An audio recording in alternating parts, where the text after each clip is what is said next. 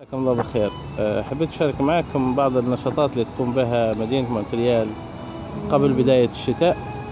حفلات غنائية هادئة جدا مجانية في المنتزهات الصغيرة داخل المدينة. الحضور مجاني. عبارة عن فرقة تعزف أوركسترا لموسيقى عالمية، بعض الموسيقى العالمية.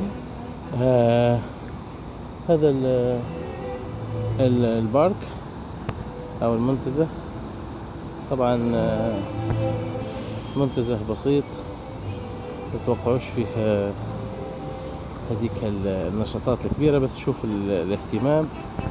جايبين منصة متحركة، جايبين فرقة متكاملة حوالي أكثر من 20 شخص. الفرقة تعزف في أوركسترا تعزف في مقطوعات موسيقية عالمية، والحضور مجاني والناس مقامزة لعدة ساعات.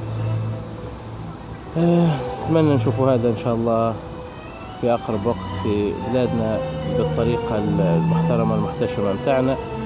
وشكرا، السلام عليكم.